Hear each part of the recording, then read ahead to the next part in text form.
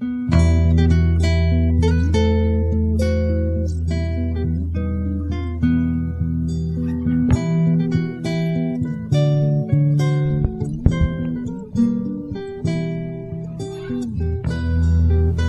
Eric may have one of the best ideas yet for a new Harry Potter book from J.K. Rowling. This is MuggleCast episode 263 for March 27th, 2013.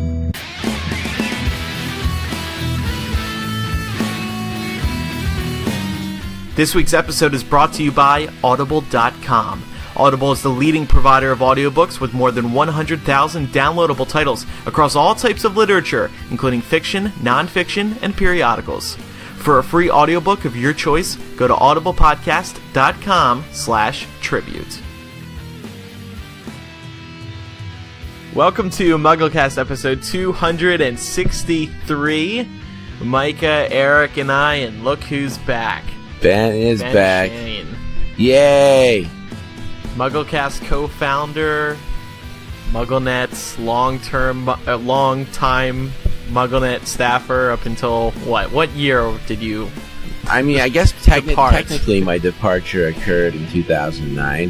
However, I still managed to stay on the About Us page until like 2011 at some point. That's impressive. Yeah. See, I was wiped off like the day after. So, day after. Well, I kept you up there, Ben. Oh, you did, Micah? That was you? I did. I said executive decision? Keith wanted to get rid of you. He wanted to get rid of you, but I said you can't take Ben down. The site would crash. Yeah, no, for sure. Keith, I need to take it up with Keith. Actually, I don't want to take it up with Keith. He's a big dude. He could beat me up. No, I think what it was, Ben, is we weren't sure that we weren't sure if we got the keys from you after you left.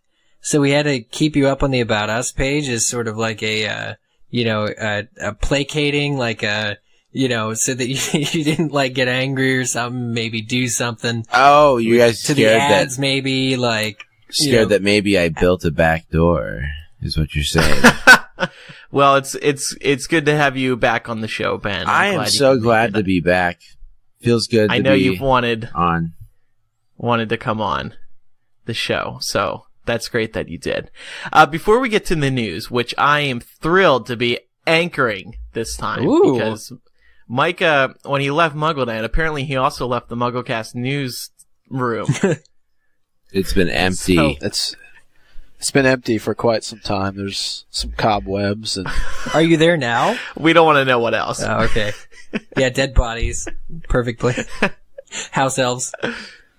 But before we get to that, I just wanted to bring up the point that shouldn't we be looking forward to new chapters in Pottermore soon? Because wait, Pottermore's still online? Yeah, it's still up, believe it or not. I thought that was like last year's thing or a couple of years ago.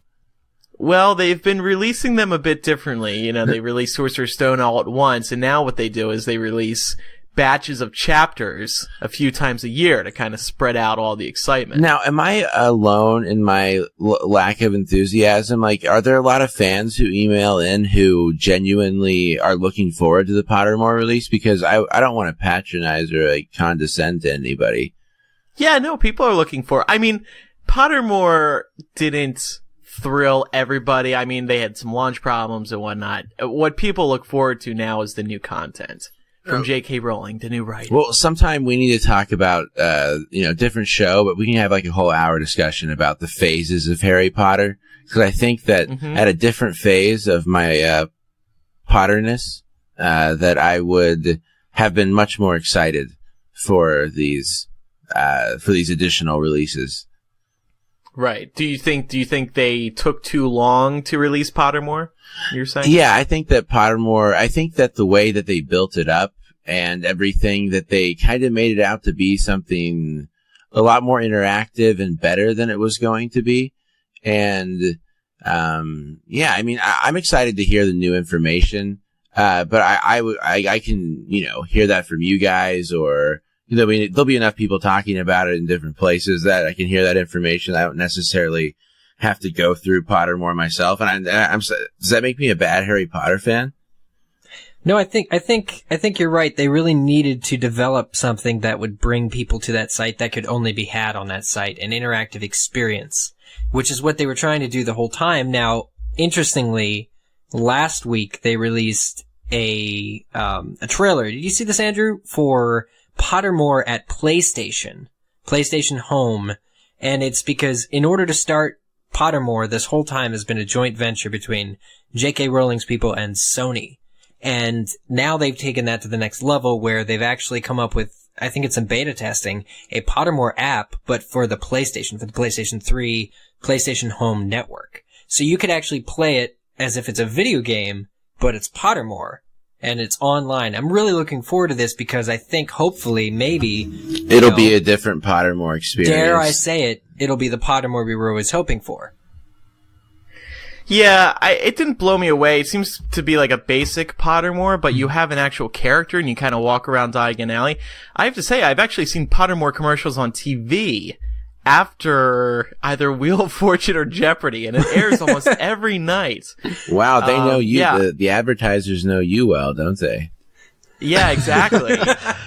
I was going to say that the demographic for those shows are usually skewed a little bit older, so I don't know why they would be going after Right. Another special ad more that just type for of Andrew. audience.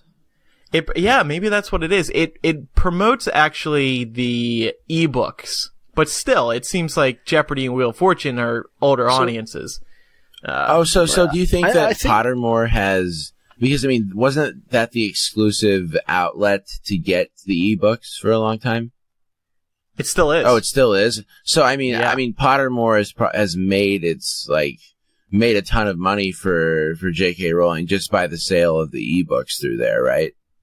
Right. I mean, because the website itself, I've been monitoring the web traffic, and it doesn't seem to get a ton of people who are, regular visitors for it based upon like quantcast.com and other sites. So it doesn't seem like it really is something that fans go to more than once. Like once they have the information, it's not something that they go back to just to mess around on, I think that's the problem. I think there's nothing that provides people, that there's no retention value. There's nothing that's keeping you coming back for more other than the information, which you're only getting every couple of months. And I feel like Pottermore is becoming too commercial with all these different products that it's trying to tie into. It's cool, it's interactive, but I feel like in a lot of ways it missed the wave.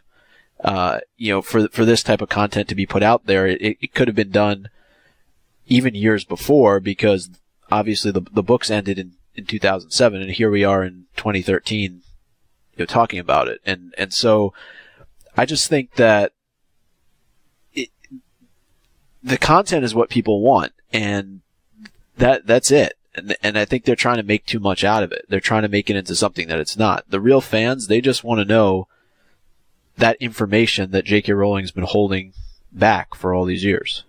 Well, with the PlayStation Home, in response to that, like what I'm most looking forward to is a magical experience. And that may sound dull and cheesy, but like, in addition to that information, which is like true, a lot of people really only care about the information. And that's why I have only, I logged into Pottermore yesterday and I'm on chapter 8 of book 1, and they've released most of book 3 at this point. And the reason I don't want to keep going and clicking to get that information. I just want the information.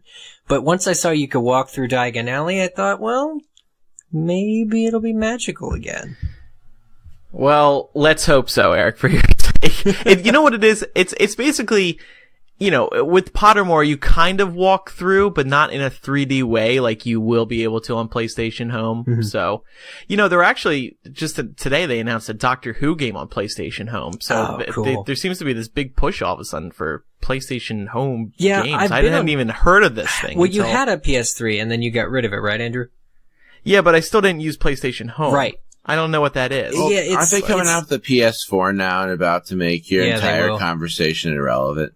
Well, PlayStation Home is like an avatar. It's like you have an avatar, you have your character, and he's walking around, and there's these common areas like a mall, one is an amusement park, and then you have like little mini games or whatever, but you can do it with like everybody in PlayStation Home is another PlayStation user sitting at their PlayStation How much does it cost? Is it maybe like $5.99 or it's something? free, but like each of those apps have like little packages you can buy of like coins that allow you to get different clothing, and stuff like that. That's all how they make their money. But everything on PlayStation Home is like through the web, through your web connection. So it's like multiplayer on a video game, but the video game is just the internet. If that makes sense. Yeah. All right, well, let's get into the news here. Yep. Hopefully we can get the new Pottermore chapters soon. We're definitely due for them, and I know the Pottermore Twitter has been doing some game, which I thought meant it was coming really soon. Maybe it'll be this week. I hope so. Who knows? It's been a while. It has. Been a while. Yeah. Yeah, that's why I'm getting very on edge. I'm on the edge of my seats looking forward to the new Prisoner of Azkaban chapters. Before we continue with today's episode of MuggleCast, it is time to remind you that today's episode is brought to you by Audible.com. Audible is the internet's leading provider of audiobooks with more than 100,000 downloadable titles across all types of literature, including audio versions of many New York Times bestsellers. For listeners of MuggleCast, Audible is offering you a free audiobook to give you a chance to try out their very great service. I am going to give you a recommendation this week that I think you are really going to like if you haven't read this book already. Orson Scott Card's Ender's Game. This is technically the special 20th anniversary edition. Now, why do I recommend this book? Well, first of all, it's a classic. If you read this book, you already know that. But second of all, it's being turned into a film by Lionsgate, the people who brought you The Hunger Games. And if all goes according to plan, this could potentially be a trilogy, just like The Hunger Games was. It is one of the most highly rated books of all time. Ender's Game isn't just a sci-fi novel for kids. From an early age, Ender must tackle the adult concepts of leadership, independence, and self-reliance, abstract thinking, and accountability. It helps that he's a genetically engineered super genius, but still, that's a lot to ask a kid to handle. The multicast narration adds layers of texture to the diverse characters throughout the story. The poster was just released for the film very recently, this past week actually, and that means that a trailer should be on the horizon. Well, of course, keep an eye out for that because Ender's Game is, like I said, a beloved book. So again, visit audiblepodcast.com/MuggleCast to get an audiobook, perhaps Ender's Game, the special 20th anniversary edition audiobook, for absolutely free. We thank Audible for their support of the show. Let's talk about some interesting news here, actually. J.K. Rowling had another casual vacancy event. This one is at the Bath Literature Festival. I haven't looked into it. I'm pretty sure people just sit and take baths and read. So J.K. Rowling evidently wanted to participate in this, and she spoke about she took a bath there? What? Yeah, something like that. Oh, baths are very soothing. I was going to say, I wish I was there to see Joe take a bath. I'm sure the feeling is mutual, Ben. And she was asked about, there was a Q&A, and she was asked if she would ever write a Harry Potter prequel, specifically about the Marauders. And she responded by saying that although she has no current plans to return to the series, if she did, it would not be about the Marauders. And her reason was because she doesn't find prequels to be any good. So she basically denied a Marauders book happening and a prequels book happening in the same sentence. So she feels that prequels are kind of like epilogues. Yeah. Well, I mean, come on, we got to give her a little bit more time. I think that for somebody like her, the Harry Potter has been her, it's been her life since like 1997 or whenever the first book came out, essentially. So, I mean, she needs some time to chill out and just, she worked on the casual vacancy. I'm sure that there are, plenty of projects that she'll do in between doing something that, is going to be a prequel or maybe an extension, or maybe we hear what it's like to grow up Harry's kid.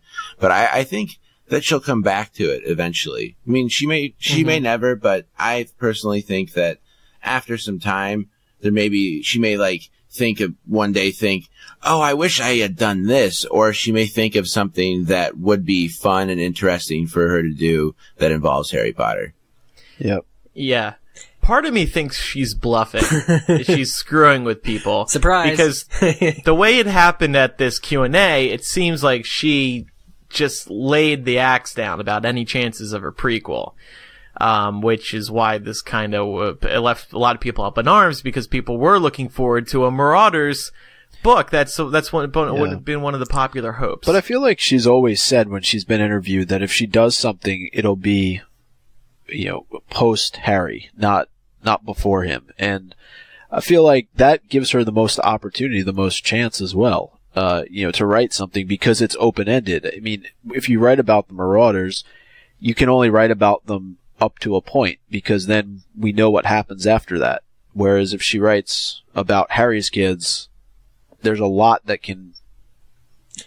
she has to write about. I get what you're saying, but on one hand, her quote, like, "Oh yeah, I won't do a prequel because prequels are no good." Well, also sequels are no good too sometimes. Like, if it's a sequel, if it's taking place after Harry has defeated Lord Voldemort, what's going to happen? What's going to be your conflict that drives your character, whoever they may be, into action? Oh, is there somebody who's as evil as Voldemort, a second big bad dark wizard?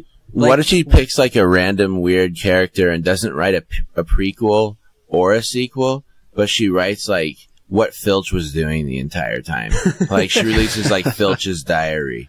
Wouldn't that be cool? Right. Yeah, so the Harry Potter series from Filch's perspective. Mm-hmm. Oh yeah, maybe that would be cool. Like a Midnight Sun, but from Filch, a Midnight Squib. Or like Peeves' perspective. Right. That would be cool. Midnight Squib. Peeves' perspective would be cool. Yeah. But Midnight Squib. I like that. Eric's referring to Midnight Sun, which is Twilight from Edward's perspective. Yes, and I wish he'd go ahead and write the rest of that, because I actually read that a long time ago, and I liked it. Me too. Since when Somebody did we should start write Midnight doing Squib. Twilight references on this show?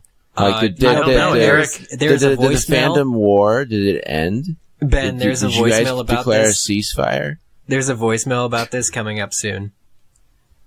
Ben's just trying to win over all the Twilight haters who are listening right I'm now. trying to win over the purists. You can follow me at Ben Shane. My follower account has stalled for years. Come back. Well, I hear you. So- You can just buy more if you need to. So on Twitter, twitter.com/MuggleCast, we asked those who follow us, what should J.K. Rowling's next Harry Potter book be about, if not a prequel? Besides the encyclopedia, of course, that's already a popular thing that everybody wants. Everybody asks us nearly every day. Sam said, a story about foreign schools of magic. Cherise said, would love to see the first Sam's few idea. years after the war. You wouldn't like a book about a different school? Yeah, I don't want to hear what Victor Crumb was doing. Like, I'm sorry. Yeah.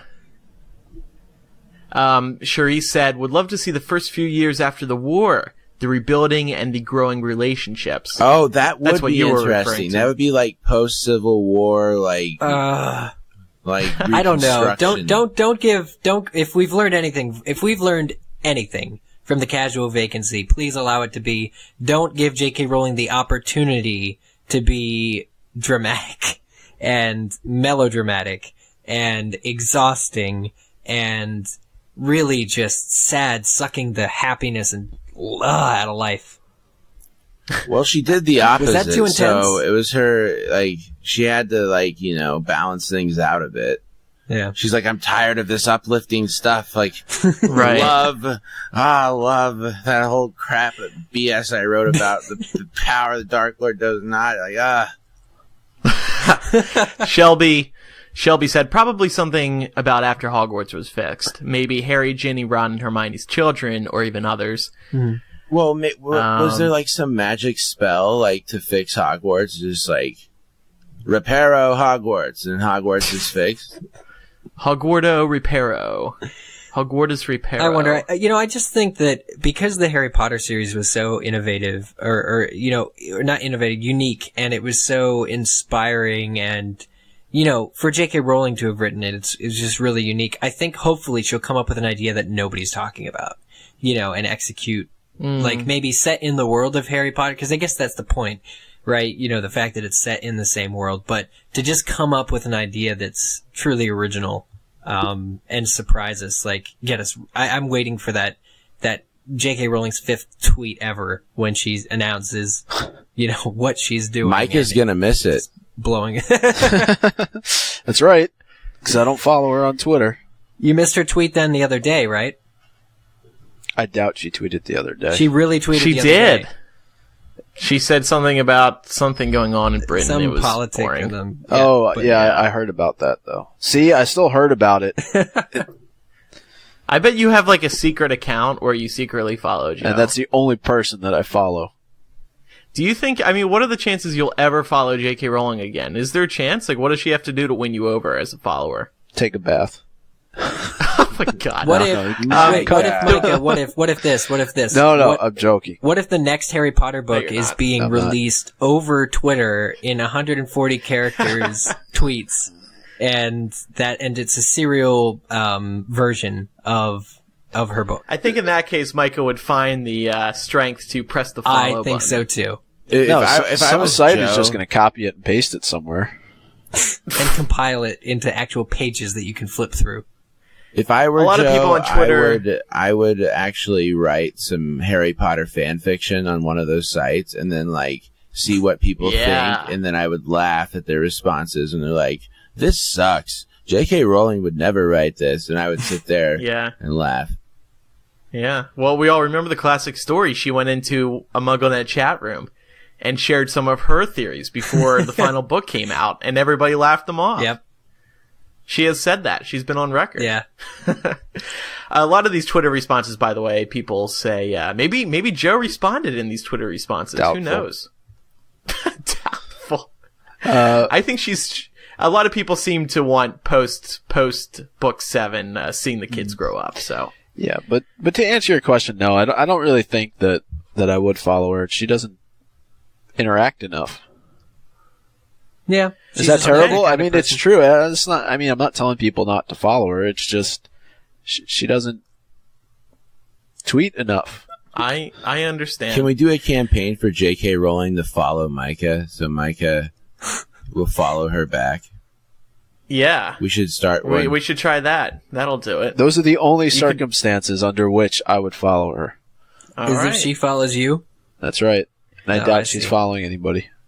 By the way, she only follows Pottermore right now. So, So that's... let's move on to some other news. Yeah. We talked in a recent episode, either January or February, that new Harry Potter paperbacks are being released with all new covers by Kazuo Kibishi. He is well known, actually, in the illustration industry. I mean, he's got quite a few other titles. Yeah. I personally have never read them. He's a comic book artist, right? Yeah. And so far, only the Sorcerer's Stone cover has been released. But when they announced this, and when the books went up for pre-order, Scholastic had said at the end of each of these books, these new paperbacks, there was going to be bonus material. That phrase exactly. And I happened to peruse the pre-order pages the other day and noticed that the bonus material blurbs had disappeared. So I emailed Scholastic and I said, "Hey, what's up with this?" And they sent me a statement back. They said that, we're getting ahead of ourselves in the rundown a little bit, but they said to me that when it comes to the Harry Potter series, we always want to deliver for the fans. Since we determined that our plan fell short of that expectation, we will not be offering bonus content. So either they didn't like the outcry from fans who, didn't want them to make this sort of money grab. Some people said, Scholastic's just adding the bonus material so people who already have the books will go back and buy them again, which is a valid point. So some people thought it was a cheap move. Other people, myself included, thought it was a good move because it would be nice to have a little extra feature of these Harry Potter books to give us a reason to buy them again. Or you could just go into Barnes and Noble and you read the bonus material in the kids section, and then you walk out. You don't have to buy the books. You get what you want. Or read it on the internet. Anyway, these books are also coming out on August 27th. That's when Amazon is going to start shipping them, and Barnes & Noble as well. And you can pre-order them now. So, interesting. What do you guys think? Should the bonus material, should that have been included, or what? Did Pottermore had no issues with this? Or yeah, maybe Pottermore called and they said, "Hey, you better not release Sony bonus material." Whoever's in charge there. Well, once they determined that their plan was going to fall short, I didn't even understand this statement. I didn't think it made grammatical sense at first, but now that you're talking about it, now it makes sense. Like, they had some ideas of what the general content would be, but then they just, for whatever reason, they decided against it. I think some, but then putting content in a book, like in a regular, I don't think that any special content of any relevance really should belong in a book. You get like a book that you buy at the store should be that book and almost nothing else. Maybe like, the publishers already throw in those little ad pages like other works by this author, or if you like this, you'll also like this, BS pages. Like, I really think the book should just be the book. I don't know if anyone should really blame Scholastic though for wanting to do that, because the book industry is hurting right now. Oh, that's true. And I get what you're saying too. Like, that would bring and generate revenue and would definitely, raise interest in addition to the new cover design. Yeah. Yeah, and I mean, think of the good news would be more people going into mom and pop shops, for example, to go and buy the books. I mean, you can look at it from that kind of perspective, or you can look at it as Scholastic's just trying to get Harry Potter fans to buy the books again. Mm-hmm. I'm still not sure if I'm going to buy them again. I mean, the first book, Sorcerer's Stone, the cover looks great. We'll have to see how the rest of the covers look. I'm very interested to see how those look. Yeah. But I haven't decided if I'm going to buy them yet. Have you guys? Don't do it. What if they release a statement saying that they wanted to deliver on the new covers, but they decided not to, so we're only getting Sorcerer's Stone? Well, that's what they did, really, with the anniversary the 10th edition. Anniversary, yeah. Wasn't the plan always I'm looking forward to buying these.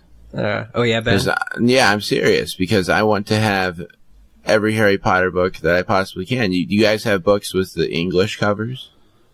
Yep. Mm-hmm. I have one or two, I think. I have one. I have book 7, and I got it. I got it at Heathrow Airport in 2007. Yeah, the rest of us have book 7 because we were there. Oh, that's right. I wasn't at your guys' event. That's a fairly cool. You were in Oak Park, though. Yeah, I was at a pretty big event, so that's pretty cool. When I got the book in the UK, and I came back and I saw the actual. The US version, I was, Jesus, this is big. The UK, right? It's UK books are great. Their refrigerators and their lavatories, because there's tiny fridges, tiny bathrooms. Americans were just like, man, we eat so much, we just need big bathrooms. We need bigger books.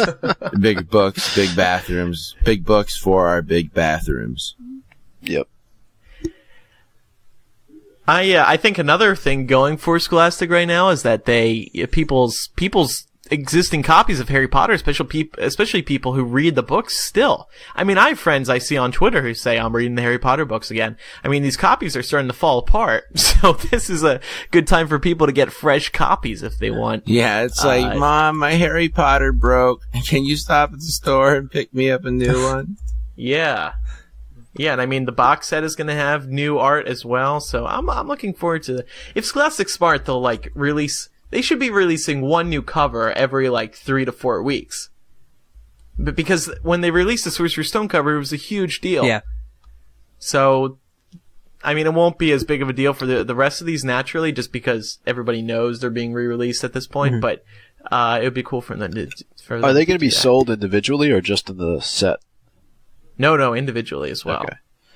Yeah, I mean, I think, Ben brought up the point, sort of. I think if you're a collector, it's definitely something that you'd want to have, because it's unique, it's different, and it's just going to be interesting to see how they plan to do these types of sets moving forward. They had the Sorcerer's Stone 10th anniversary, which we talked about a little bit on the last episode, with a different cover, and there was some new art inside, but beyond that, there was nothing different about it, and they decided after that anniversary edition, for whatever reason, not to pursue it with any other books.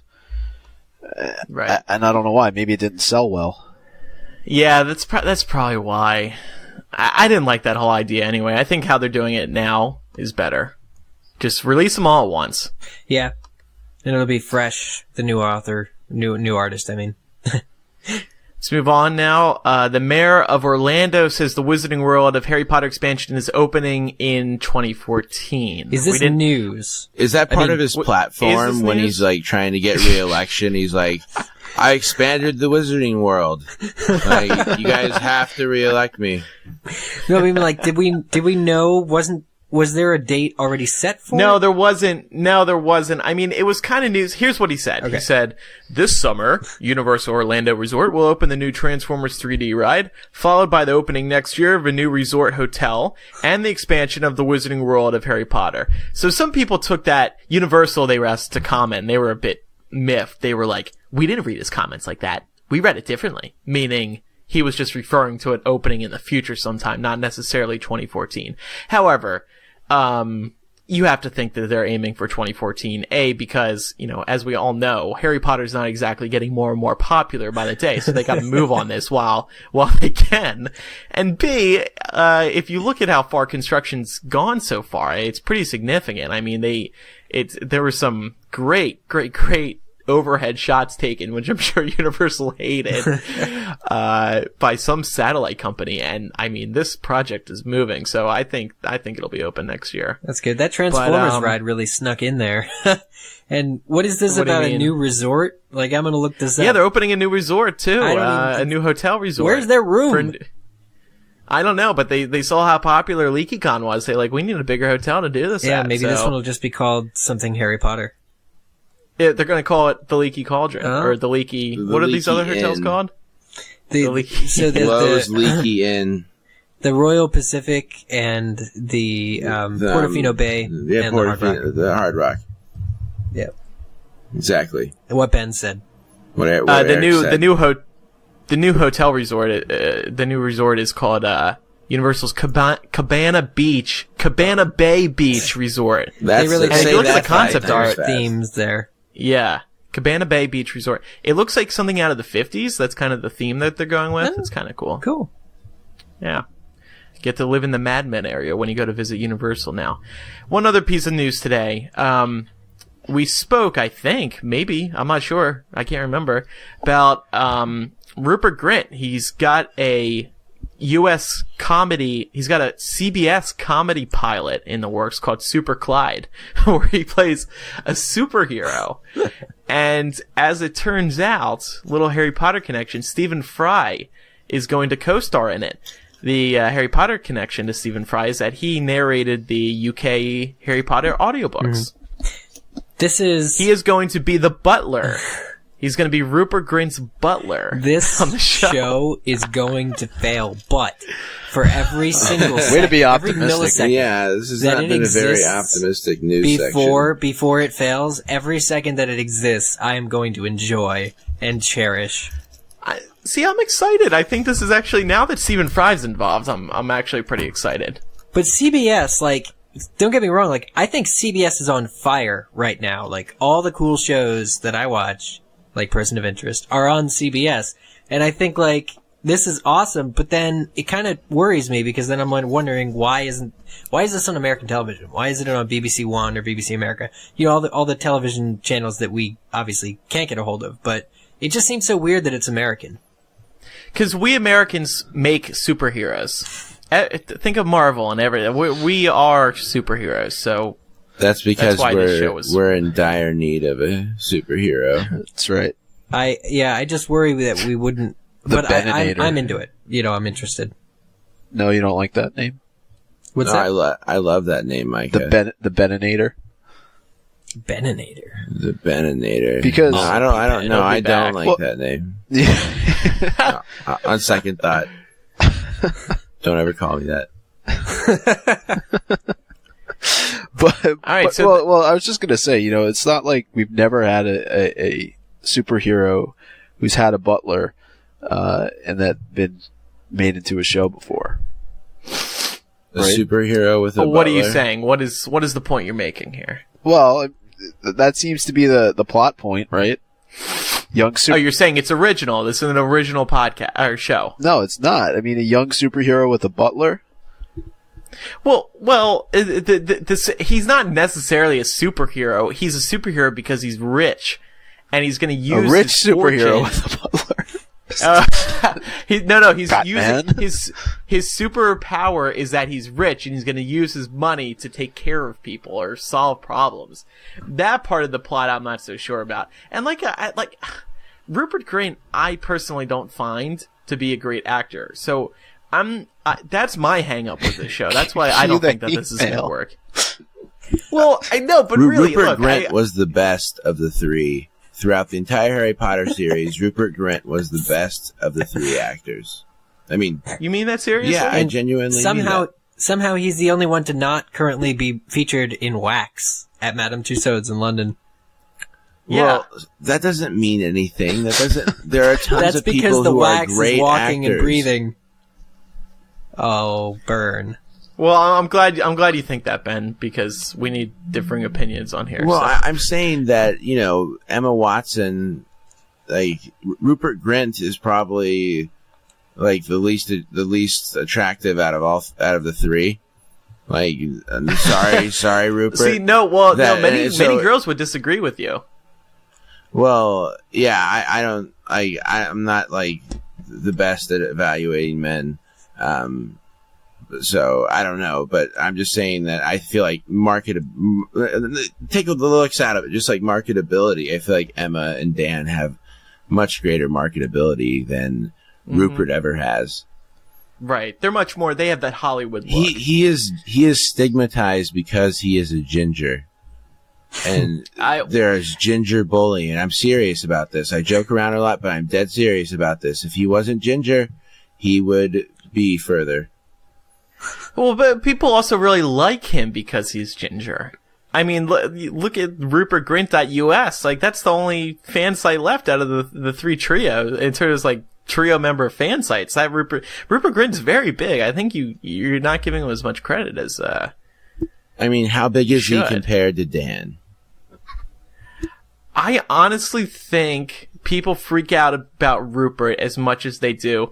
Ben, think of some of our friends. I think. But think about the quantity of people freaking out over Dan versus the quantity of people freaking out over Rupert. I think it could be very similar numbers. I don't know. It's hard to say. We don't have a girl on the show today. People do love Rupert. Is Emma making, like, who made more money last year? Is it still Dan? I bet Dan did. Because he's got a bunch of projects. I'm interested to see how that, like, averages over time. Like, if this were a horse race, I would bet on Emma Watson, like, by, like, say, like, 20 years. In the next 20 years, we measured how much money they each made per year. I think Emma Watson's going to blow them both out of the park. Yeah. Yeah, I think you're right. Though, now that we're talking about it, I do think I've probably seen more Rupert Grint than Emma Watson or Dan Radcliffe films that aren't Harry Potter. Have you ever seen this movie Perks? What everyone's calling Perks? Yeah, Perks. I have not seen that film. Should I see it? I know she's in it. But is it worth seeing? Am I going to be disappointed? Yes. Is it going to change Is it going to change my outlook on Emma in a good way? You're going to love her even more. Yeah, really? I think so too. But it's based on the book by Stephen Chbosky, which was beloved. Yeah. It came out in the 90s, and he directed the movie. He did a great job with it. He's one of the nicest people on the planet. And Emma Watson did a great job. So, yeah, definitely watch it. Rupert did a film called Wild Target that I saw, and Bill Nighy's in it as well. But I just really, really actually quite liked it. So I guess I do like Rupert as an actor in films other than Harry Potter. It's just, I do think he's a bit random, and I do think the fact that this is going to be an American series on CBS is a bit random. So I hope it can survive, and until then, I know that I'll be tuning in and watching it and enjoying it. Okay, let's move on to some voicemails now. We have 3 here this week. Hi, my name is Shelby R. I'm calling from Arizona, nice and hot. I was just calling to see if you guys knew of any Harry Potter-related fan clubs or anything that we could find in our area, not just here, all over the country. I know about the Harry Potter Alliance, but sometimes, it's hard to get to them or they're not near your area. So I want to know if you guys knew of any easier way to find other Harry Potter fans. I tried Craigslist, but I don't want to talk about that. Thanks for making the show, guys. I love it. Listen to it every time you guys have a new episode, and miss you. I wish you would come out with one every week. Have a great day. Bye-bye. So Harry Potter fan clubs. I'm interested to see, or to hear, rather, how many other people out there are like her who would be willing to organize a Harry Potter fan club within their own city?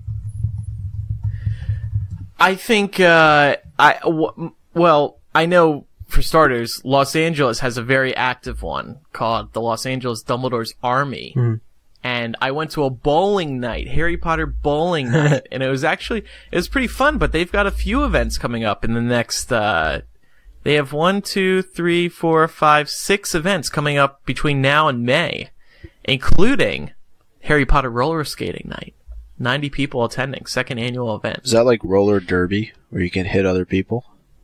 No, come on. We're Harry Potter fans. We don't hit people. What are you talking about? Oh. Sorry, it's too much Game of Thrones influence. Okay. No, but where is she calling from? She's calling from Arizona. Nice and hot, as she says. And I think the thing of it is we really do need to come up with, and she said she used Craigslist, but then she didn't want to talk about her experience there. I think that, we do need to continue to use the internet as a resource, say maybe Facebook, or I just did a Google search for Arizona Harry Potter fans, and I came up with this article on lightningoctopus.com, and it's about Phoenix Lament, which is Arizona's Harry Potter fan club group. So I would recommend searching for Phoenix Lament. There are other ways to sort of do this, and if our listeners can help out, if any other listeners are also in the Arizona area, and want to meet up or want to have a fan club group, I think we'll just have to play matchmaker this one time. I would also recommend meetup.com. This is how the LA one is organized, and you can do a search within X miles of your location. So just keep expanding the search until you find something, and then the LA Harry Potter Club, they put all their events in here, and you can sign up, you can join. Now, the LA Harry Potter Club, they have a membership due of $5 every 6 months, and I'm a little weird about that. What does it go towards? I don't know what it goes towards. Now, I'm not a member, but I don't know how they collect the money. You don't have a card? No, but I'm on the mailing list, and how did you I get still on get the notified mailing list about and the you're events. not a member? I'm going to get you off the mailing list then. I hit the join us button and I signed up, and that was okay. it. And I know for the bowling night I had to pay a little cover fee to get in there, but that was a little just Harry the bowling Potter alley's cover fee. Yeah. Or do you think the that was bowling? just the bowling. Wait, do you think maybe the bowling alley and the Harry Potter Club are in cahoots? They could be. I don't know what's going on. But, it was a fun thing. It was a fun event. So, check meetup.com, do a Google search, look for the nearest major city near you. Doesn't Mason run one out in Arizona that she could join? No. Should he start one? Actually, GoDaddy there's a Mason? club over where Andrew lives. You can go to Andrew's place anytime for a Harry Potter meetup. What's the address? Well, and It's an open invite. no, there's no address. There's no. The I Whimsic. can't remember the address. He lives over there in somewhere in the valley. Whimsic Alley is a store in LA. They do a bunch of Harry Potter events. Let's move on to the next voicemail. Hi, MuggleCast. This is Michaela Hansen. I'm from Missoula, Montana. You might know it better as the town where Hank Green's from. I wanted to know what you thought of the casual vacancy being announced, that they're creating it as a TV show. I'm not completely sure about it because the casual vacancy was such a short book and didn't have a lot going on, in my opinion. But what do you think it will be like as a TV show? Will it work better? Maybe J.K. Rowling can explore the town more. Maybe we'll get more details. I just wanted to know your thoughts about it. And I've been listening to you guys for years, and I love you. Keep up the good work. And thank you so much for bringing a smile to my face every day. Thanks. Bye.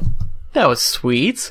Well, this is part of the reason why I think J.K. Rowling is lying about the prequel, because we all remember when she was once asked, can you see the casual vacancy as a movie? And she said no. I have no clue why this would work as a TV show, but not a movie. That doesn't make sense. I think that it could be better as a TV show than a movie. I mean, the Harry Potter books could have been made into a TV show. I think that Game of Thrones is made in. I mean, whatever the George Song of Ice and R.R. Fire. Yeah, something of Ice and Fire. That's what Yeah. I couldn't remember what it was actually called. It's not Game of Thrones.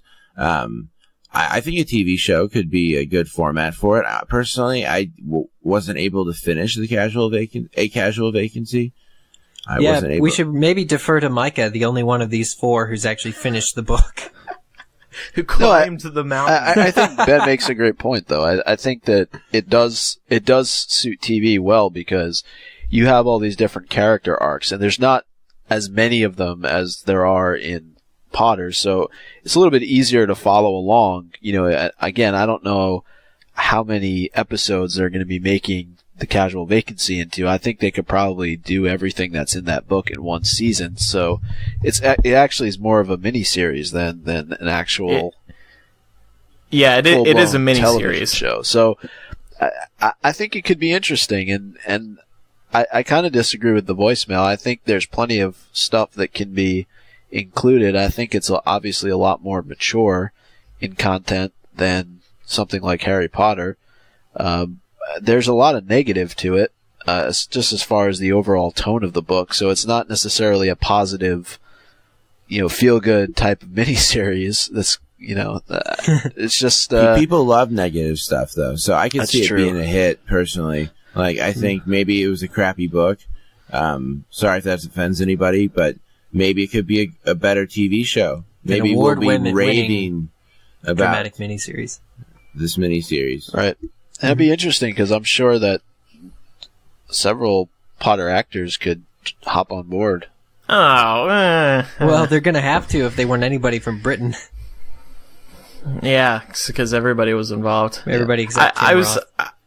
I was trying to see if there was a certain amount of episodes that the BBC ordered. I thought it was like 6. I mean, if it's they call it a miniseries. Yeah. So I don't think it can be more than 6. But like Micah said, if they focus on the different character arcs per episode, that would, I suppose, that'd be interesting. Jamie Waylett's gonna make a comeback in this one. Yeah, is he? Yeah, that's what I heard. Like, it's just in the rumor mill. Like, it's on. You should start that rumor. Yeah. This is his comeback project. Andrew, can I start the Hypeable back page where I just make up shit? I mean, make up stuff. Yeah, it's called April Fool's Day. Oh, is that coming up? Oh man, that's coming up. You should do that, actually. Write that story for April Fool's Day. Jamie Waylett's comeback. Yeah, he Tell can him, play. that the terms, tell him that to tell everybody that the terms of his parole indicate that he has to play a drug addict on TV in order to recover. No, I'm going to say that Warner Brothers is attempting to buy him out of jail. J.K. Rowling personally posted bail for Jamie Waylett on Monday. He could play a specific She is character staying though. at his guest house and watering her flowers. Can you see a character for him in that book, Micah? Yeah, Fats. Fats. He did drugs. Yep. Yeah, he's actually quite a comedic character. Obviously tortured, but I enjoyed reading Fats for as long as I could keep the book He open. likes to get his swerve on too. Oh yeah, Swerve on. Was that from Wayne's World? I think so.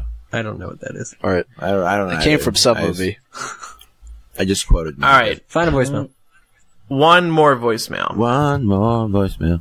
Hey, MuggleCast, I'm a long-time listener, and I work at a bookstore now, and I was just happened to across a lady who was having her daughter read The Hunger Games, and her daughter was 11 years old. And when I offered her Harry Potter, which is a lighter book, she told me that Harry Potter was a horrible story. Now, why do you think Harry Potter is still the bad guy when there's so much worse out there, and they let them read Twilight and Hunger Games, which are great books, but are much on the harder and more gruesome scale? So I was just wondering what you guys thought. Thanks for everything you guys do. I've been listening ever since the beginning. Thanks. Thank you. I think we don't know the context. We don't know why she thought Harry Potter was a bad story. It may have been the whole religion thing. That would probably be my first guess. Or she got really, really bad information from somebody else. Somebody clearly was like hating on Harry Potter though, and I guess this begs the question, like, in a world where the Hunger Games is being heralded as, say, the next Twilight was the next Harry Potter, but they're all different books. They all offer something different, and Hunger Games is quite, I guess, brutal, because it's about killing each other, and only, like, the 7th Harry Potter book is about that. And Twilight is obviously very romantic, but to me, in my opinion, having read all of the Twilight books, except for that spin-off BS, whatever she did with that one character, Bree, whatever, and having read the Hunger Games, I still think Harry Potter is special and unique, and I still prefer it to the other ones, even though I really like the Hunger Games. So Harry Potter back. Why is Harry Potter somehow not cool enough for an 11-year-old to read? This girl's 11. Like, shouldn't she be reading Harry Potter and not Twilight? And maybe not Hunger Games? Yeah. Well, she never said Twilight, right? Yeah, it's Twilight. Oh. Yeah, yeah. I think it was just a case of bad information. And I mean, the Hunger Games, I think, is a quicker choice right now because it's in the spotlight so much, whereas Harry Potter really isn't. And I think that's one of the reasons that Scholastic is re-releasing the books in paperback, is because it'll put the Harry Potter books back at the front of store shelves. I didn't think about that. That's a good idea. Yeah, and who knows where it'll go after the first couple of months. I'm assuming they're hoping the sales are strong through the holiday season. That would be ideal. Maybe, and if they really want to play it up hard, they get J.K. Rowling to do like a new interview on like the Today Show or something about the books. I don't know. Yeah. No, but yeah, I think I can't. There's multiple reasons why potentially that person said Harry Potter was a bad book. She could have had bad information. It could have been a religious thing. But in terms of picking the Hunger Games, it's just the book right now. Andrew, I thought of another April Fool's story. What? J.K. Rowling has to write more Harry Potter books because her husband Neil was such a bad gambler that now she's in debt to a bunch of bookies. That's just sad. You should tweet that at her, see if she replies to you. Okay, so that's it for voicemails. You can continue to send us voicemails by using the phone number. It's were you about to interject something, Micah? Oh, was it 1-866 who's got the new number? MuggleCast 4? I have the new number. The new number is 323-984-8547. And believe me, I spent like a good 5 minutes trying to figure out if that spelled anything or was somehow easy to remember, and it's not. But again, that's okay. I wonder what happened. I wonder who has 218-20-MAGIC now. But the number is, again, 323-984-8547. And we do want to thank you guys for continuing to send in your questions and your comments. Right. So, here's something else that we have to discuss about today's show, or about the show, and then we'll move on to Muggle Mail. Don't do it, Andrew. Say it ain't so. Please. As some people may have already heard, and I'm sorry for announcing it in advance of talking about it on this show. We have decided to end MuggleCast later this year. Now, the plan is to end the regular shows in August, so we'll go up until our 8th anniversary. So we'll be 8 years old and then end the show. So that'll be a solid 8-year run. So that means we have April, May, June, July, August. So at least 5 more episodes to come.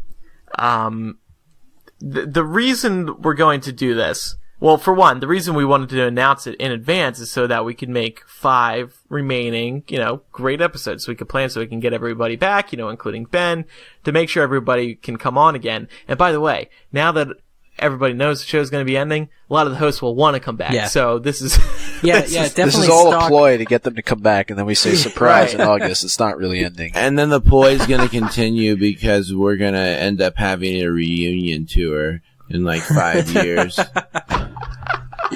We all realize our lives were nothing without MuggleCast. Exactly. No, it's been fun though. This is really kind of sad. I mean, the chapter's ending. Yeah, but one of the reasons that we wanted to end it is that ended at a specific point is that we wanted to end it on a good note, not it drifting off and, you get an episode maybe every 4 or 5 months or you still get to episodes every month, but the episodes, it's just that I won't say we've run out of stuff to talk about, but we want to end it when there's still a lot of good stuff to talk about, whether instead of just,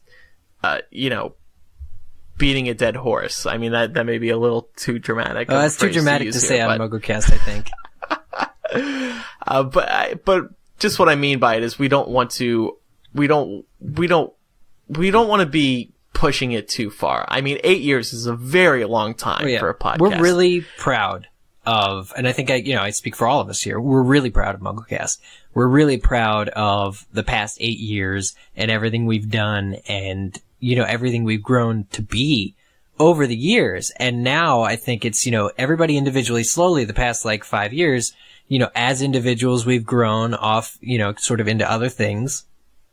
We'll all still love Harry Potter, but in terms of regularly putting out, content on MuggleCast, I think the time for that is, we feel it approaching. And Eric, I think you need to be honest with the fans. If you could just get along with Micah behind the scenes, we wouldn't be having this problem. We could keep the show going, Eric. I really don't think that I should have joined that other podcast with him because... So step down. Yeah. Gracefully right here. Yeah. And we'll continue the show past August. Oh, gosh. You guys are putting me in a hell of a pickle.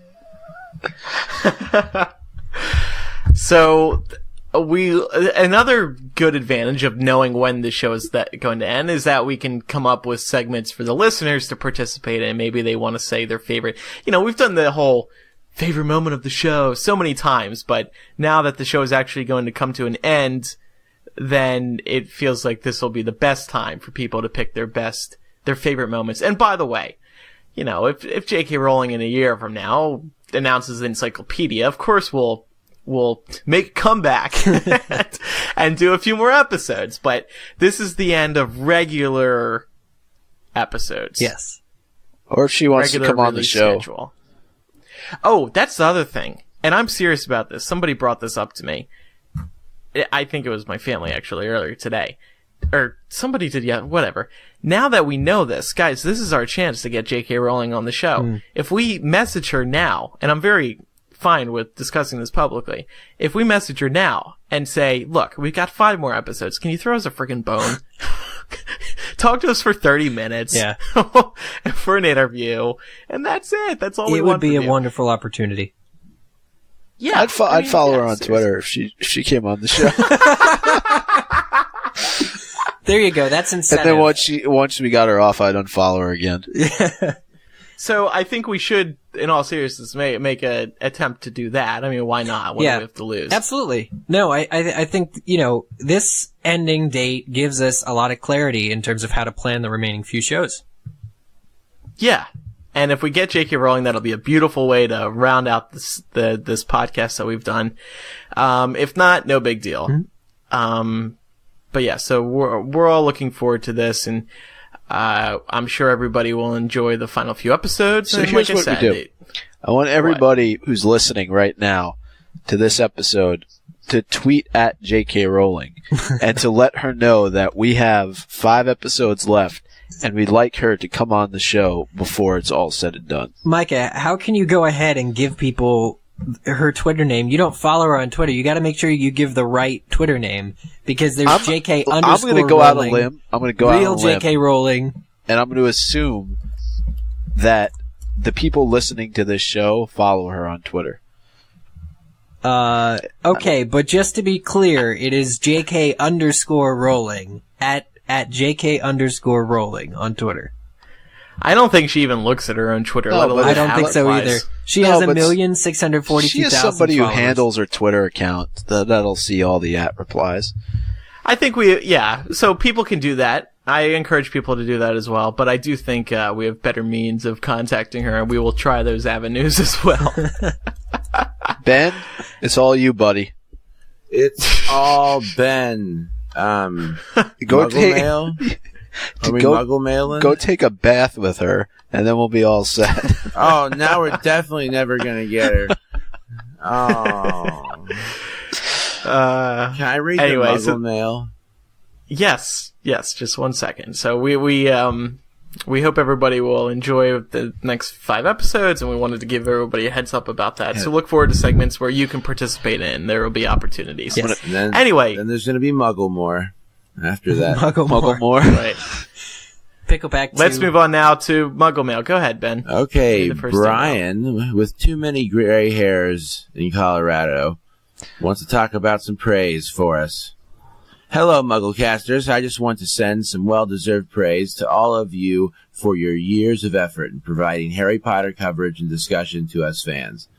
I found your work a year ago, and combined with a trip to the Wizarding World of Harry Potter in Florida, I became re-energized in my fandom of all things Harry Potter. Since then, I have caught up on all your episodes available on iTunes, and am appreciating and working my way from episode 1 into the 200s. I have to say, I really appreciate the ongoing casts, and have enjoyed how all of you have improved and matured over the years. From the humble and shaky Ben-led early years to the current Andrew, Micah, Eric, etc. dominated episodes of recent vintage, your insightful discussions of the books and movies, fun personalities, and just the right amount of wit and self-deprecation make for perfect entertainment. Well, I'm glad you think that, Brian. Thank you for the email. Very well written email too, I must say. Agreed. From the humble and shaky Ben-led early talk about years. a backhanded compliment. Who said this, Brian? No, honestly, I think that's... out. I'm just kidding. I think we really put ourselves out there, though, on the interwebs, and before we knew that we had anything good, we had people listening to it, and we're lucky that it was good.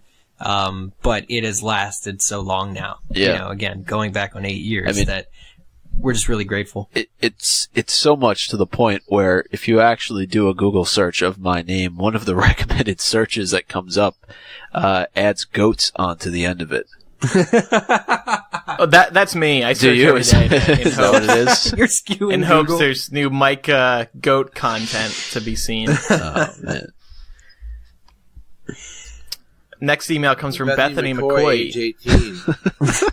I'm taking the show over, and we're going smooth. You Go gotta ahead, let's go you back. gotta make up for those shaky led early years. Yeah, let's see how smooth this is. Okay, I need some water here. 1 second. Let me take a sip of this Gatorade. And if you can, just pick up the tempo a little bit. Okay, I'm sorry, Eric. You can shut up, man. You're not from New York, man. You're from Chicago. All right. Bethany McCoy, age 18, from Phoenix, Arizona, wants to talk about the Elder Wand. So I've been playing with this question for about 3 years now. I've asked all of my Harry Potter nerd friends. My question in short is, how was the wand even Grigorovich's for Dumbledore's to win? In further detail, the wand was stolen from Grindelwald, presumably by Grigorovich. Grigorovich then lost it to Dumbledore, who lost it to Draco, who lost it to Harry, etc. But Grigorovich never won the Elder Wand since he obtained it by stealing it, right? And through that, I fail to understand how it was then ever truly Dumbledore's, and so on. I hope you guys can provide some insight. It drives me crazy whenever I think about it, because I'm sure there's some obvious minor detail that I'm overlooking, but I just can't seem to solve it. Thanks for your time. I keep listening to you. I've been listening to you for over 2 years. It's definitely my favorite podcast. Just keep it up. This is a great question for when J.K. Rowling comes on the show.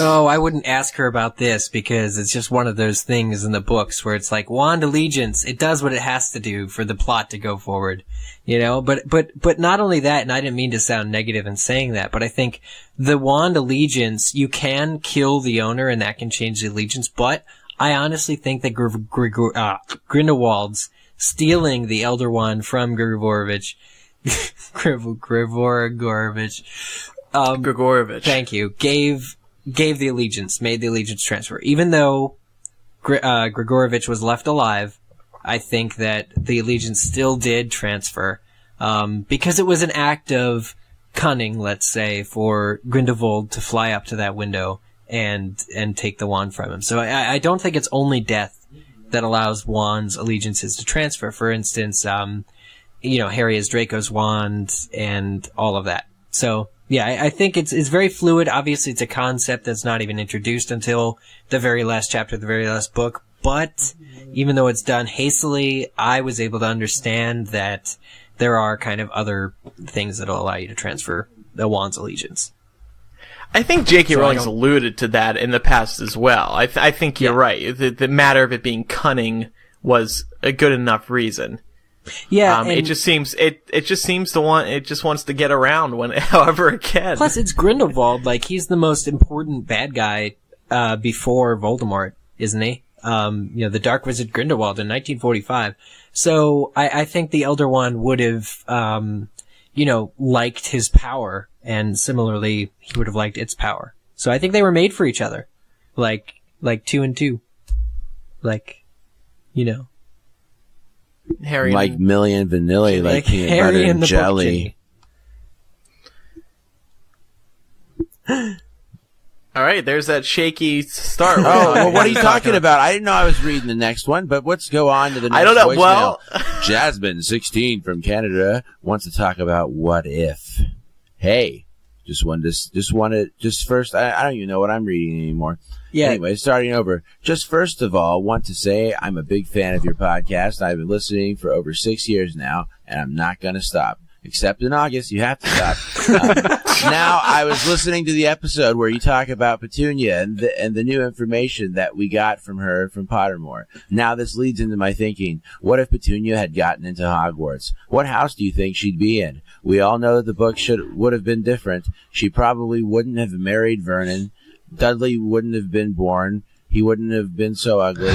Maybe she would have been nicer to Harry, so on and so forth. What do you think? Thank you for reading this. Laura and Elisa are my favorites. Oh. With much love, Jasmine. What, did I say that No, wrong? no. We were just... no, you said it right. I just felt bad because they haven't been on for so long. They're actually on a double Poor date Jasmine. with Brent and Greg right now. They couldn't make tonight's episode. Okay, no, they're not. No. Well, I think that's a interesting question, the fact that Vernon and Petunia took in Harry to begin with was one of the nicest things they've ever done. True. And one of the reasons it's hard to call them bad people. I mean, of course, in the books you read about how cruel they are, and yes, they definitely were cruel, but the fact that they accepted Harry into their family was the nicest thing, was incredibly nice. Oh, yeah, and then they abused him, put him in the cupboard under the stairs, and bought he still got to go to Hogwarts. He still had a family. No, thanks to Dumbledore's They went threat. on the run, Andrew. They went on the run, and Hagrid had to chase them down on an island in a shack in order to get him. That's true. Yeah, That's there's Don't such tell a me gray you're a area. Dursley sympathizer, Andrew. I'm just trying to The truth comes out with No, 5 that's true. episodes Well, if she to go. were sorted, though, but guys, as the Muggle Mail says, if Petunia were sorted, where would you place her? And I have to say that I'm having a Puff pride moment here, because I think I would place Petunia into Hufflepuff, and this is the thing where everybody rats on Hufflepuff and nobody likes Petunia, so they place her there. But I do think that she has been loyal to Vernon all these years. They do have a very loyal to each other, even though they're both crazy. I would put her in Hufflepuff because she's loyal. No, I bet she's a Slytherin.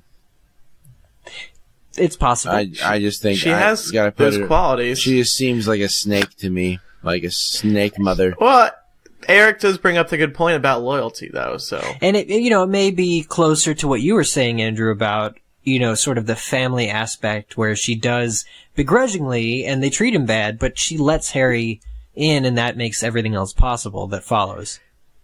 and think about Dudley at the end of the series when he talks to Harry.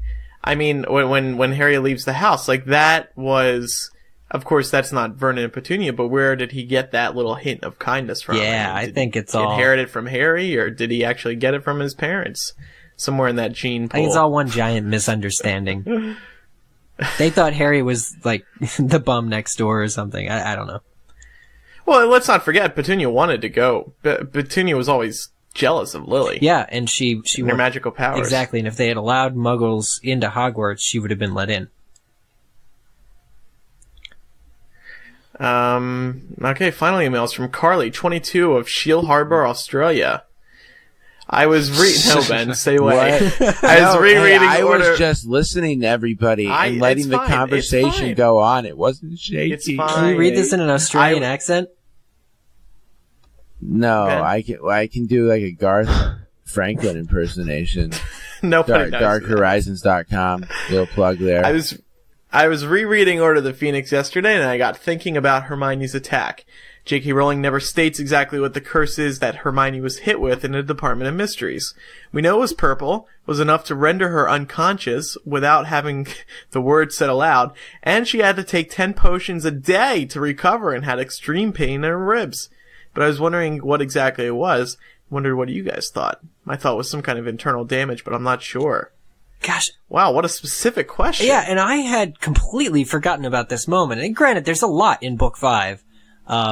Even by the time you're at the Department of Mysteries, there's a lot there going on. I forgot about this, that Hermione had been attacked and needed 10 potions a day to recover. In fact, I don't recall ever reading it the first time. Yeah, me neither. That said, I feel like this would be a question for our fellow J.K. Rowling podcasters over at Alohomora. MuggleNet's Alohomora podcast, because they're doing it chapter by chapter. They're currently on Prisoner of Azkaban, but they're doing a global reread, and I know Noah over there in particular, and Kat and Caleb would all really be interested in talking about that kind of stuff, and also they're a lot more... Are you saying we wouldn't? I'm saying they're a lot more specific. They're a lot more in terms of tearing it apart, and they, believe me, if you were to ask them what spells are purple, they will give you a list. So I'm just saying that they might have skills that I lack. Well, they're not going to get to the Order of Phoenix for like another 2 years.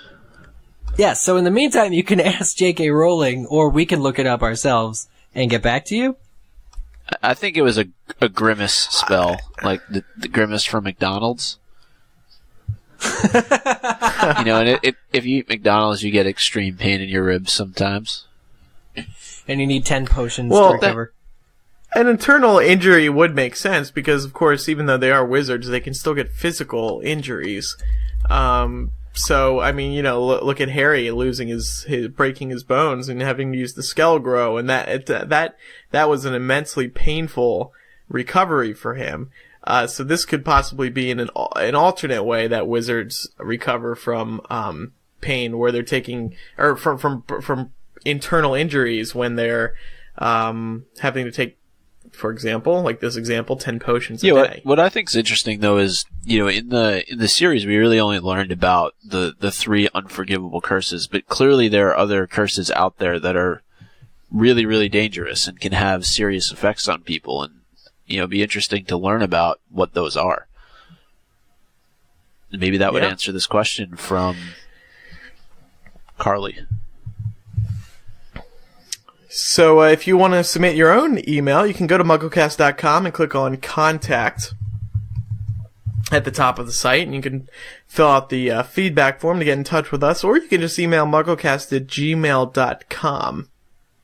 While you're on the MuggleCast site, you can follow us on Twitter, twitter.com/MuggleCast, where we always ask a question before recording new episodes.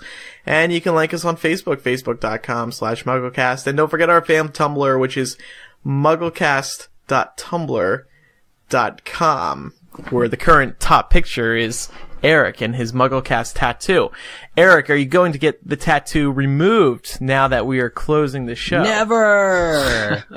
Because it would probably cost as much as it did to get the tattoo. And cause 10 times more irreparable pain, scarring. Which I guess that's the point of a scar, right? No. Oh, there you go. No, I got this as a token because I'm so proud of the show, and so that's and that'll never change. So There you go. There you go. Yeah. There you go. I also want to tell everybody about the podcast we do over on Hypable.com called Hype. It is basically, for me, it's future MuggleCast. after MuggleNet came Hypable, and after MuggleCast comes Hype. It's a general entertainment podcast. We're covering some of the biggest stories that we talk about on Hypable. And we try to, I know, so a concern we've gotten about Hype so far is, well, I'm not interested in all the things you're talking about. And the point is that we're not only introducing you to these things that you may not be aware of, but we're also not dwelling on them. So it's not an entire episode dedicated to something you may not be interested in. And we offer context about these things that we're talking about as well. So you're not going to be out of the dark. You're still going to be in the loop and like all the cool kids. And let's face it, you got to be up on everything in pop culture these days. I mean, when you go out on a date, what do you talk about? You talk about movies? You talk about TV shows? These are the common interests. It's a competitive world. Yeah. So the next time I try to go out on a date with Micah, trying to win him over for what may be like the 15th time, I'm going to talk to him about Game of Thrones. I haven't seen it before, but thanks to Hype, I know a little bit about it. There you go. That was such a great plug, Andrew. Speaking of Game of Thrones, thank you. Well, and podcasts you can find on Hypable, as well as other places. Just take a moment with Game of Thrones premiering this Sunday on HBO to let you know that Eric and myself, as well as Selena, who's occasionally on the show, and our good friend Zach Louie have a Game of Thrones podcast called Game of Owns, which you can check out on the web. We recently partnered with a very well-known Game of Thrones website called winterscoming.net. And so we'll be working with them moving forward. The podcast will be featured on that site as well as Hypable. And you can find us at all the regular places, twitter.com/GameOfOwns, facebook.com/GameOfOwns, and we're looking forward to discussing the season. And we release episodes actually 3 times a week. So there's plenty of content for people to listen to.